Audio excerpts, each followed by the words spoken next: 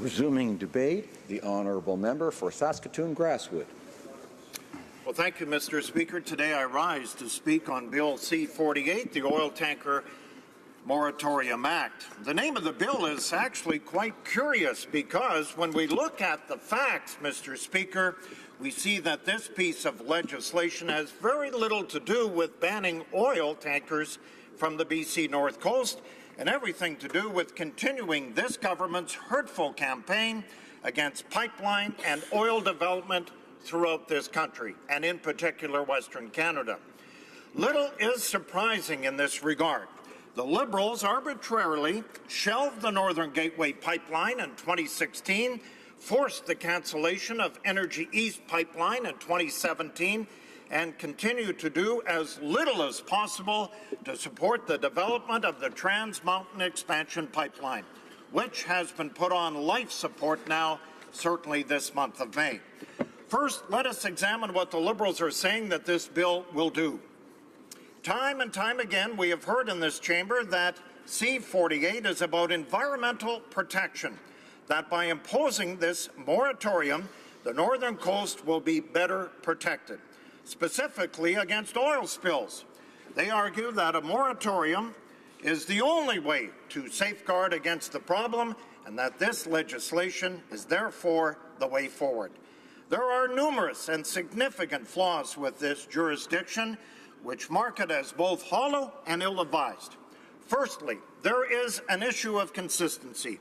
Why are the Liberals targeting the BC North Coast for a ban on oil tankers, while they apparently ignore the presence of oil tankers along many other of our coasts in this country? Why are they making the arbitrary decision to limit the transport opportunities of oil along the North Coast and not the South? This kind of moratorium does not exist along the St. Lawrence Seaway, the Great Lakes, and it does not exist along the coasts of Newfoundland and Labrador, Nova Scotia, or New Brunswick. It does not exist around Vancouver. The fact that C-48 quite arbitrarily only applies to the BC North Coast sheds serious doubt on the Liberal claim that the intention of this bill is about environmental protection. Secondly, this environmental jurisdiction fails to consider that a voluntary exclusion zone of 100 kilometers for oil tankers traveling from Alaska to Washington State has been in place, Mr. Speaker, since 1985. These preventive measures have already been taken prior to any sort of moratorium being put in place by the government. Additionally, these oil tankers operating at this distance from the coastline would continue to be unaffected by this legislation. Once again, we struggle to find any support for the arguments being put forward by the Liberals in favour of this bill. Thirdly, the Liberal argument that the oil tanker moratorium is the only way to protect the environment completely ignores the current and vastly extensive regulatory framework which exists for oil tankers today traveling within our waters. Canada's oil tanker safety procedures and processes still remain one of the best in the world. We recall 2014, our former Conservative government introduced and implemented many innovative measures to ensure that oil tankers operating under strict regulations and environmental protections. These measures included modernization of Canada's navigation system, the enhancement of area response planning, building increased marine safety capacity in First Nation communities, and ensuring that polluters pay for any spills and damages since 2010. Every large crude oil tanker which operates in Canadian waters must be equipped now with double hull so that any tanker in our waters is covered by 2 full layers of watertight surfaces in order to ensure safety and environmental protection. Oil tankers are consistently monitored by our National Aerial Surveillance Program, and our data sharing and communication technologies rigorously guide oil tankers' traffic across this country in order to reduce the risk of collisions. Do these kind of regulations and protections exist for tankers exporting from oil from, let's say, Venezuela or Saudi Arabia? There's no way, Mr. Speaker. So given the strong and extensive regulations which exist for oil tankers traveling through Canadian waters, it is very clear that any jurisdiction for a moratorium on oil tankers for environmental reasons is completely unfounded. What then is this bill all about? The answer, of course, is that it's about the Liberals' ideologically objective to restrict Canadian pipeline and energy development as much as possible. The bill can mostly accurately be described as a moratorium on any and all pipeline development along the coastline of northern BC, and as a result, this legislation will kill any economic opportunities which communities from this region would otherwise have had due to the increased energy investment in that area. And we're already seeing that, Mr. Speaker. This ban would seriously hurt many, and I say many, First Nation groups which have stood to gain from a pipeline in their area. The Eagle Spirit Pipeline. It's a $16 billion project which would stretch from Bruderheim, Alberta to Grassy Point along the northern coast of BC, which would be forced to reroute to Hyder, Alaska, and its endpoint. So if this pipeline ban is imposed, the Eagle Spirit Pipeline project is directed by more than 30 First Nations across northern BC and Alberta, and these communities stand to lose a significant, major economic opportunity due to this Liberal government's ideological and political posturing. Bill C-48 has been brought forward without any true or any meaningful consultation with the First Nation communities, which would be severely impacted by the implementation of a pipeline ban in northern British Columbia.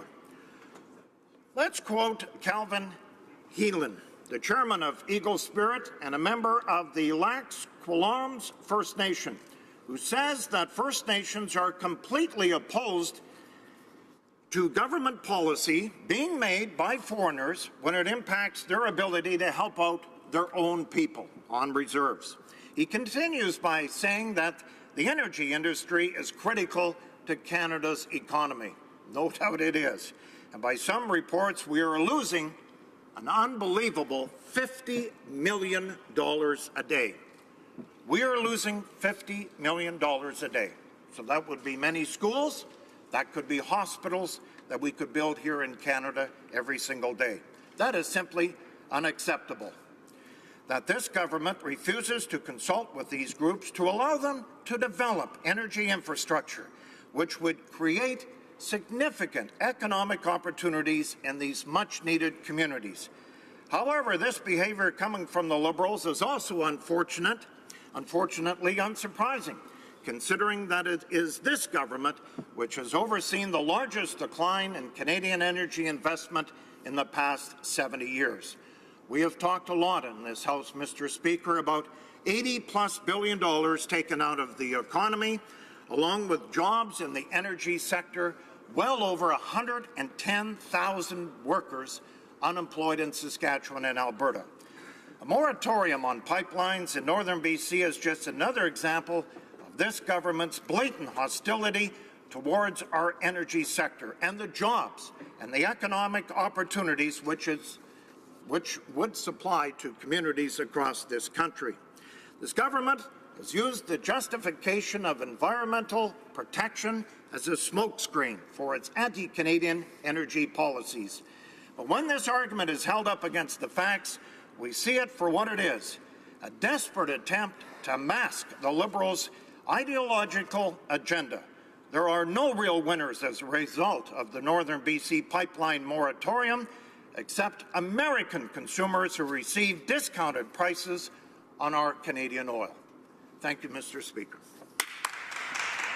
Questions and comments. Questions and commentaires. The Honourable Parliamentary Secretary to the Minister of Social Development. You know, listening to some of the members, and particularly from the prairies, talk about our great coastlines and waterways, and then ask what's the difference between the St. Lawrence Seaway and the coast of northern BC, it's a little like saying I've got a backyard garden, I know about agriculture. There is a very big difference between the St. Lawrence Seaway and the northern coasts of BC. For example, the St. Lawrence Seaway is man-made. That's one of the critical differences. And so I guess the question for this is does the member in the party opposite really think that the St. Lawrence Seaway should be governed with exactly the same rules as the most sensitive marine environments in our country, regardless of where they are, regardless of whether there's access, regardless of even a city or a real port on the site? Is that really what the Conservatives are saying, that all coastlines are equal and should be treated as such? The Honourable Order. The Honourable Member for Saskatoon-Grasswood. Well, thank you, Mr. Speaker. It's a direct attack on the northern coastline of British Columbia. I mean, we've talked about it in our speech here. There are no regulations to bring in Venezuelan oil, to bring in Saudi Arabian oil. They seem to think that's very good, to bring it into New Brunswick. We don't even have a talk about southern BC. This bill talks about northern BC. I just talked about the opportunities of First Nations. They want to join the economy in this country, and they want to shut it down. We've heard from many groups in northern BC that want an opportunity of employment, an opportunity of prosperity, only to be shut down by this bill and the Liberals. Here, here. Questions and comments? The Honourable Member for Naima Lady Smith. Thank you, Mr. Speaker. The revisionist history here is kind of breathtaking. I mean, the Northern Gateway pipeline was defeated by First Nations on the basis that the Harper Conservative government failed to consult them. So this is challenging language. My question to my Conservative colleague is, given what we're now hearing from this quarter of the House about the Conservative Party's commitment to science and evidence, how does the member view the previous Conservative government's sabotaging of the Environmental Assessment Act, the removal of protections under the Navigable Waters Protection Act, where was the science that told this government it was a good idea to remove habitat protection from the Fisheries Act? The Honourable Member for Saskatoon-Grasswood. I'd like to thank the Honourable Member for a question. You know, the Conservatives, we've done a lot in the last 9.5 years in government. And they're undoing it in the last 2.5 years. Absolutely. I mean, when I can stand here, Mr. Speaker, and talk about Eagle Spirit and all that they want, the opportunities in northern BC, they're being shut down here today. When this bill passes, and if it passes, Mr. Speaker, this will be disastrous for northern communities. The same with Kinder Morgan, I should add. We have more First Nations in BC that approve the pipeline that don't, and yet we can't get it done. Shame. The Honourable Member for Saanich Gulf Islands. It's hard to know where to start. I thank the member for Saskatoon-Grasswood, but let me point out to him that in 1972 there were extensive consultations when the then government of the day, under former Prime Minister Pierre Trudeau, enacted a moratorium against oil tanker traffic in the passage that includes Hecate Strait, Dixon Entrance, and that area has the fourth most hazardous body of water on the planet, and the transit is in interior waters with an immediate threat to Haida Gwaii and the BC coast. It is incomparable to any other body of water on any Canadian coastline, and the moratorium was respected by progressive Conservative federal governments, so-called provincial governments. It didn't matter what government was in power, provincially or federally, until Stephen Harper, with zero consultations, ignored the moratorium and took it away. Now, I challenge him to say why a government should not be allowed to fulfill an election promise and legislate the moratorium we had for 4 decades. About 40 seconds. The Honourable Member for Saskatoon-Grasswood. Even 40 seconds might be too long, Mr. Speaker. We're losing $50 million a day. We're losing $50 million a day. 110,000 jobs have been eliminated in my province and in Alberta because of the oil sands, because of this Liberals' attack on oil in Saskatchewan and Alberta. This is just another example, Mr. Speaker. The Liberals are not listening to Canadians, and they're going to dearly pay for it next year, I might add. Here, here. Hear, hear.